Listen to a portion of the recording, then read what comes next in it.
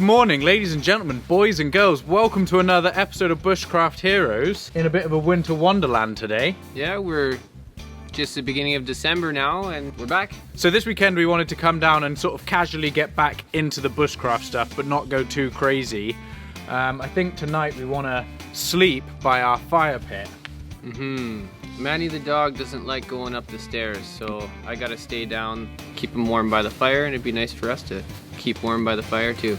So what are we gonna do? Well, for starts, I guess clear the snow, and then over in this area somewhere, we'll be setting up some cots and just kind of wing it, I guess. Cool. Yeah, camp looks really beautiful in winter. Yeah, it's quite a transformation from the last time we were here, where everything was just very grey and dead and end of season.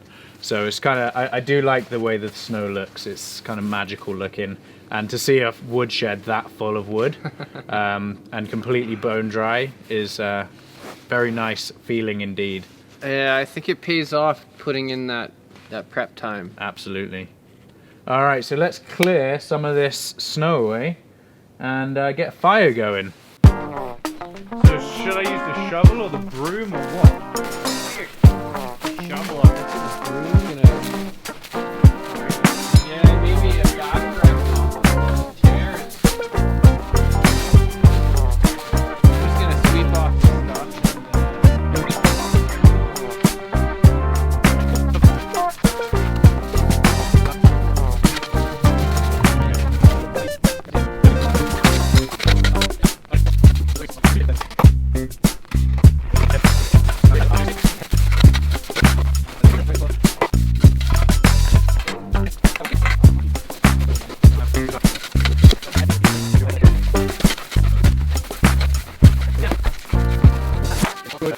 Alright guys, so we cleared the camp up. Now it's time to make a fire.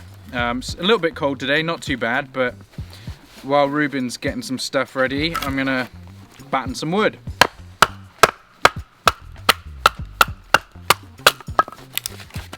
Freaking love battening wood, man.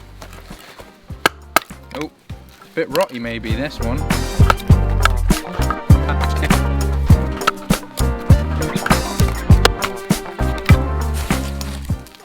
So one of the other nice things about the Tops Brothers of Bushcraft is it's got that extension on the end. So when you're whaling on the end, it's not damaging the handle. Yeah. So when I'm malleting on the end, it's not damaging the Makata handle. Nice. Nice.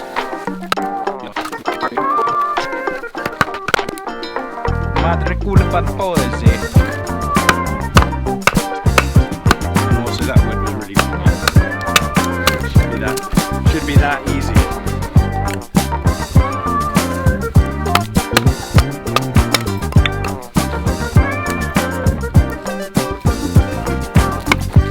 So the spruce will do it for the smaller kindling before this size, but I still need something finer than that to really take the spark, help the spark, sorry.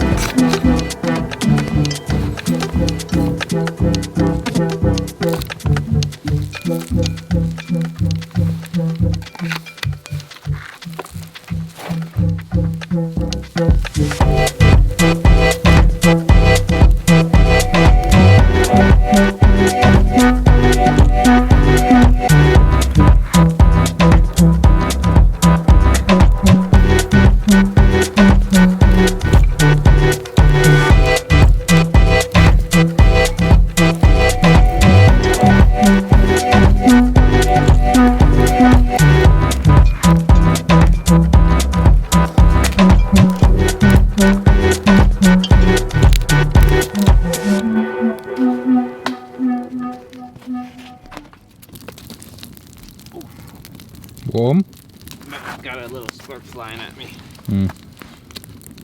Oh, that fire pit is awesomely warm. Good, Manny? Fire pit good for you, bud? He's like, oh, it's a little bit cold out here. I'm just sleepy. That run. Yeah, the run in always knackers him out a bit. Cots then, eh? Mm-hmm. Alright. Might as well get it done while we still have some daylight. Yeah, only a few hours of daylight left. Yes, Alright, let's do it. So guys, we're going to collect some really big logs, offcuts from when we did the chainsawing like a year and a half ago.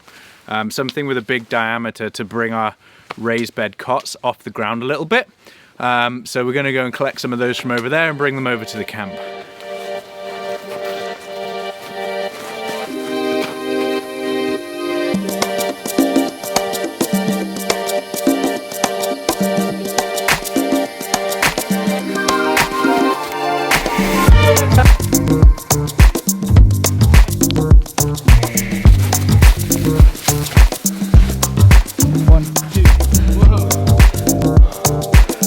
That was hard. Back to the fire pit for a few minutes.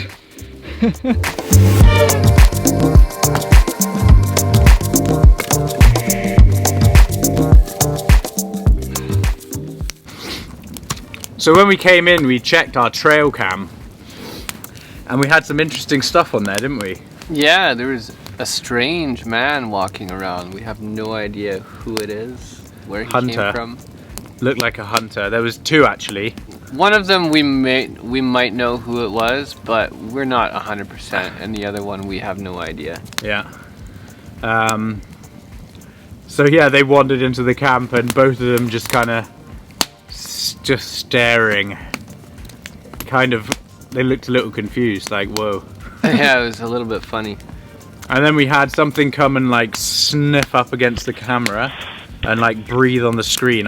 We think coyotes, don't we? Yeah, for that one. I would imagine coyote. Yeah. And we found out what was knocking everything off the shelves. It was moose. We had a little family of moose. Yeah. Nosing around in the dark, having lounging about, as Alfie Aesthetics would say, lounging about in the shelter. There was at least two. Yeah. Wandering around like right underneath the treehouse, which was really interesting to see. I'm surprised that the moose would come right in this close. Yeah. They're pretty much standing beside the shelf. Yeah, exactly, like right in there. So we put the trail cam in the right place. Really nice trail cam. It was sent to me by Power Extra, who is the same company who sent me the 4K action camera. And it's a really nice trail cam. It shoots video as well as still frames. So the footage you can see is, I think, 15 frames a second in 1080p, I think. Or might be 720. I think maybe it's 30 frames a second in 720 and 15 frames a second in 1080. I think that's what it is. But it does do still frames too. And as you can see, it works in the day and it works in the night, and it was activated every time something came by. So I said I'd give them a shout and show you guys the footage on it if it caught anything. So there it is. It's pretty affordable. I think it's 80 bucks, which is pretty good for a trail cam that shoots video, right? Yeah, pretty good. And the setup is quite easy. It's like you can view all your playback right there. Yeah, you don't have to take the card out to watch it. You can watch it back right on there. Very easy to use, wasn't it? Yeah, you just put it in, flip the switch, close the door, and it's ready to go, really. Yeah. So yeah, I'll leave a link in the description in case any of the hunters in the audience are interested in the market for a trail cam. It's weatherproof as well. And I'll link to the Amazon link for it for you guys. So yeah, super interesting. All right, should we go and chop some stuff then? Let's do it.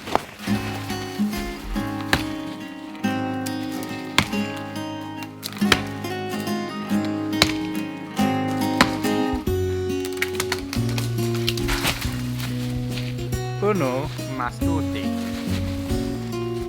I was was going to saw it, but all right.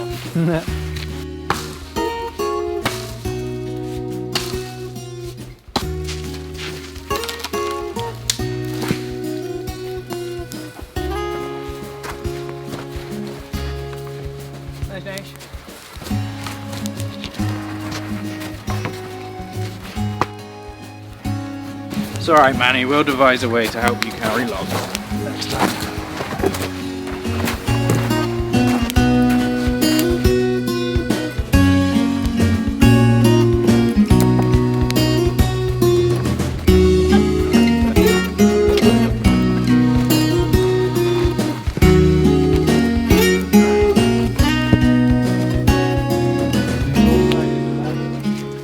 This other side isn't level. This support doesn't need to be here anymore, though, really, does it? No. So let's just take it out. Okay. Oh, it's probably buried in there, though, isn't it? We can knock it out.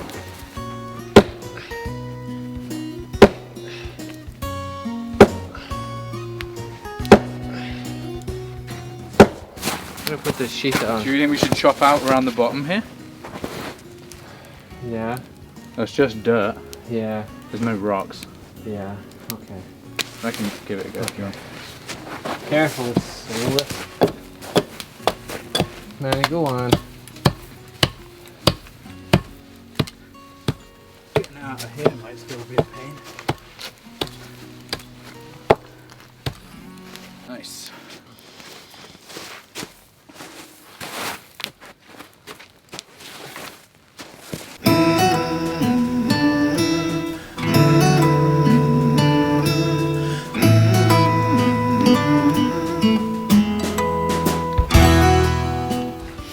So if you can see that, we've got one here and then one there and the fire in the middle. So we're just going to make some frames to go on the beds, and I think we want to make the rectangular frames so that they're like fixed together, but they can just be removed easily, right?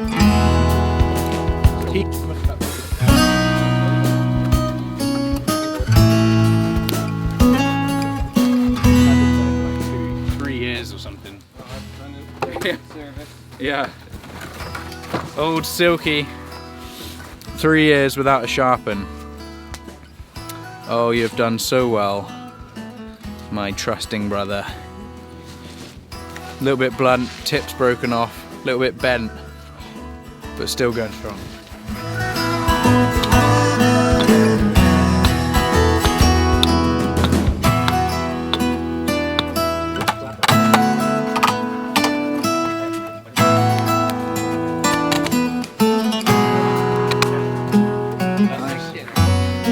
Nice.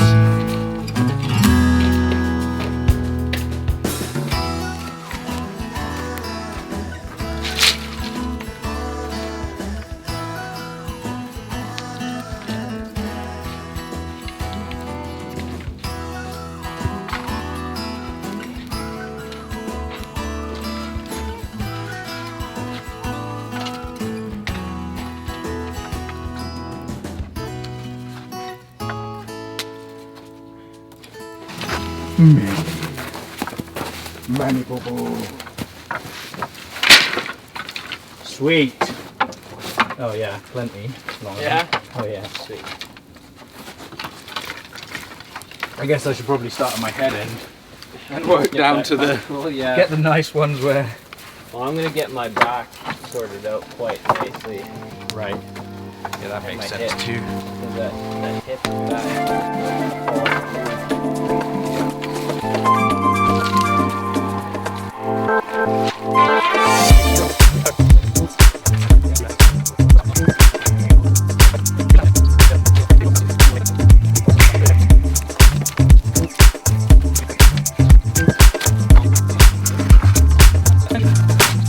It's pretty cozy, man.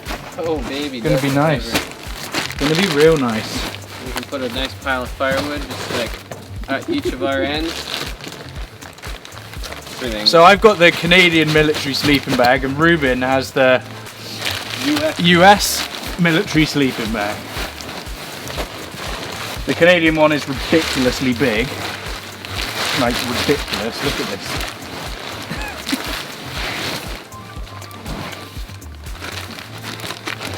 usually say that the US is more on the techie side. Oh yeah? Like tech gear. Right. It's got the Gore-Tex exterior. Yeah. Pretty much you could throw it in the snow and you'd be good to go. Yeah. The Canadian is. Bit more old school, isn't it? Yeah, well, when we were doing the research, it was kind of like, how much money does the US spend on gear? Yeah, that's true. And more than anyone else. Yeah, exactly. In Canada, their sleeping bags are 20 years old or something. Yeah. Not that I'm knocking them, I'm sure they're amazing. They got a better temperature rating than the American ones. Yeah. Oh, mate. But going from minus 20 rated cheap sleeping bag to a minus 40 rated military bag. Yeah, these are rated to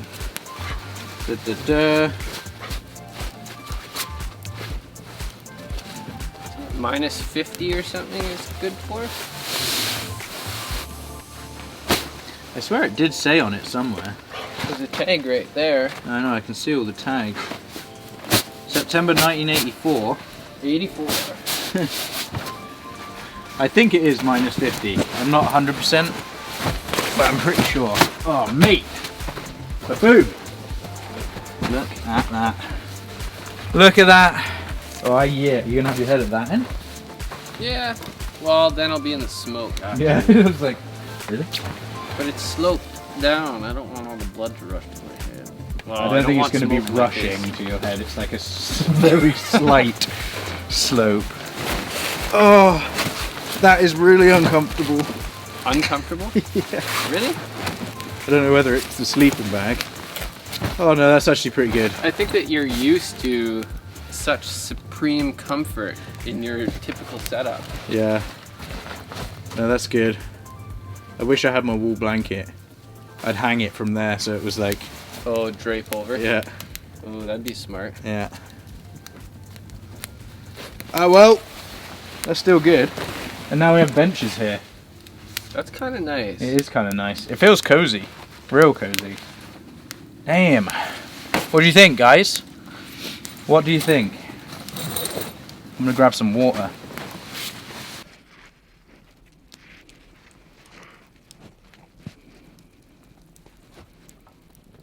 Yours looks sick. Happy with that? Oh, it's beautiful. She's a beaut.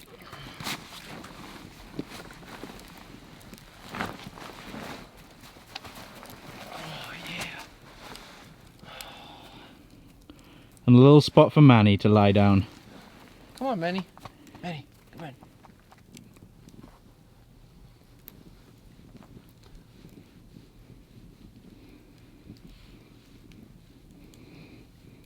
I tell you what, guys, that is pretty good. I'm really looking forward to sleeping down here tonight. I think Manny is too, because Manny doesn't like going in the shelter at all, like up to the top of the treehouse. And once he's up there, he doesn't want to come down again. So I think it's going to be nice for all of us to spend the night down here tonight. So I think we're going to relax for a bit, and then we'll cook some dinner.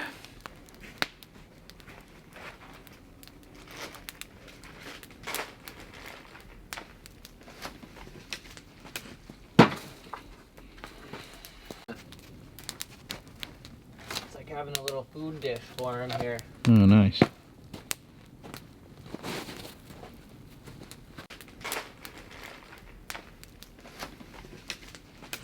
That's all I can do.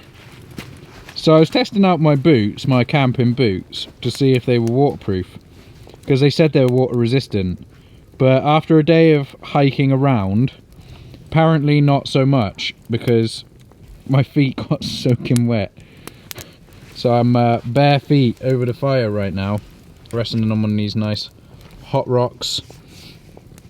Let's get there, Marcus. Resting them on these nice hot rocks, warming my feet up. Oh, it's pretty nippy right now. We set up a little fire reflector over there with some of the offcuts, just to help bounce the heats back towards our beds. Manny is wearing my woolen jumper because he was shivering. We think it might have been from shooting the rifles. Probably gets a bit nervous, but he was shivering a bit, so we wrapped him up in a wool jumper, and he looks a lot more cozy now. So that's awesome. But yeah, it feels way colder than it says it is. You said it was something to do with the humidity? Yeah, it's around 70% humidity right now, and that's quite high for our winters. We usually have dry winters. Yeah. Because even my hands are like feeling. Yeah, when it's like humid, numb. Like the cold is just chills you to the bone. Because it's only -2 right now here. -2, yeah. But it feels like -15 or more than that. But if you had -2 in England, yeah, it'd be really cold. You'd be like, man, my bones are shivering. Yeah, for sure. Oh man, so I think we're gonna let this burn down a little bit, and then we're gonna cook up some dinner. Probably once my feet have warmed up a bit. Get the hunger going, and we'll cook some dinner. Oh boy. What's for dinner then, Rube? Oh, we're gonna do fry some bacon, fry some potatoes and beans in the bacon fat, and then some tenderloin, maybe wrapped in bacon, do some filet mignon. Say that again? Some filet mignon. Awesome. How do you say it? Filet mignon. Filet mignon. Mignon. Mignon. No, min. M-I-N, min. Yon. Mignon. Mignon. Okay, mignon. Filet mignon. Bogey kind of flavor going on, I guess. Oh yeah. Oh yeah. You know what I should do? Hang it off there. Yeah. There you go. Just hang it down there. Is that helping? Not really. That works. It's fine. There you go. Nice. Nice. Forgot salt and pepper, which happens, you know.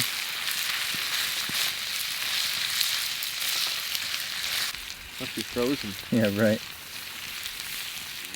Ah! Oh, that's hot. That is so hot. Holy smoke. Yeah.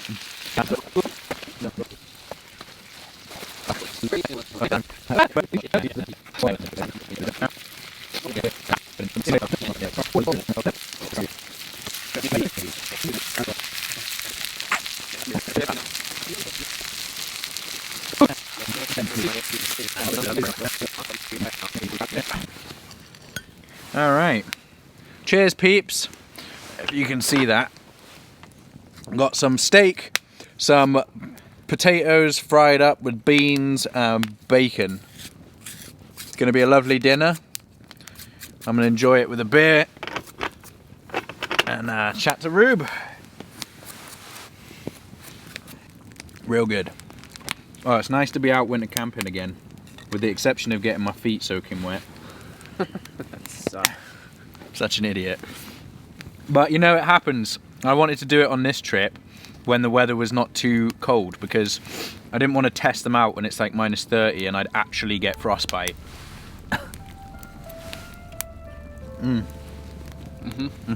That's actually pretty good. It doesn't even matter that it's maple bacon. So Reuben had come on this trip, even though he wasn't feeling so hot. He'd had a bit of a dodgy belly. And what we didn't know whilst we were eating dinner was that we were about to get so very sick and feel so very awful within the next hour or so.